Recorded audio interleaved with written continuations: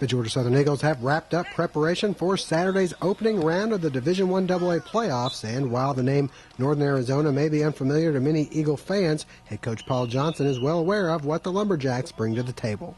Northern Arizona's got a good football team, and it'll be a contrast of two styles, and it ought to be an interesting game. They got an outstanding running back named Ronnie Jenkins who transferred from BYU, who was a big-time player for them. Quarterback's thrown for about 2,800 yards, and they come from a league that likes to toss it around. It's kind of a contrast in styles to the way we play here. And anytime you get in the playoffs, if you're one of the 16 teams, you got a good team. Coach Johnson doesn't feel the lack of preparation time for Saturday's game will be much of a factor.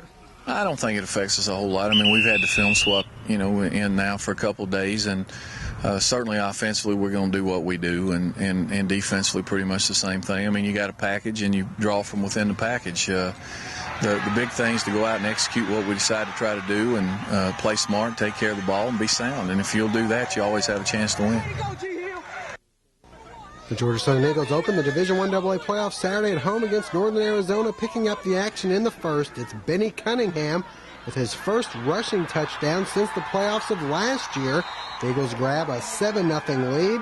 Northern Arizona responds, but in the second, Eagles strike again, and once again, it's a slot back scoring. Gerard Freeman with his first touchdown of 99. 14-7 Georgia Southern. From there, quarterback Greg Hill would account for the next 6 touchdowns, either by air or ground. Here he goes 74 yards. He'd finished with over 200 yards rushing and 4 scores on the ground. The Eagle defense played solid once again, and for the second straight game would come through with a safety. Eugene Phillips doing the honors here. Hill would then add a 13-yard scoring strike to Dedrick Parham, and we go to the half with Southern leading 30-14. In the second half, more of the same. Hill goes 11 yards, putting the Eagles up 37-14. Next, back to the air.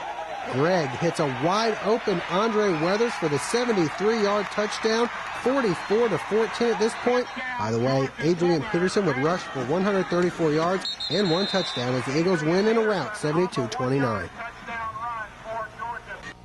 Saturday's 101 total points on the scoreboard is the most the Eagles have combined with an opponent to score since last year's national championship game against UMass, where the two teams combined for 98 points. And speaking of the Minutemen, the Eagles will finally get their chance at redemption Saturday afternoon at Paulson Stadium as the two teams meet in the second round of the Division I AA playoffs, something the players and coaches will be anxiously awaiting. We're a little pumped. It's going to be a little scary, but they're a good team, and hopefully we can pull it out this year. We won't fumble that much, and defense played a lot better because defense didn't play that good last year.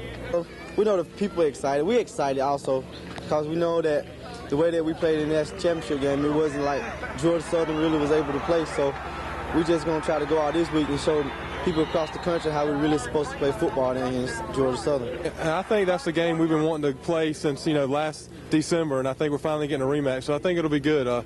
I think, with the win today, it ups our confidence, especially with the way we won. So we have a good week of practice, come out and get ready to play UMass next week. Well, we're excited to still be playing. There's only 8 teams left, and UMass happens to be our opponent, and we'll do all we can to get ready for them next week.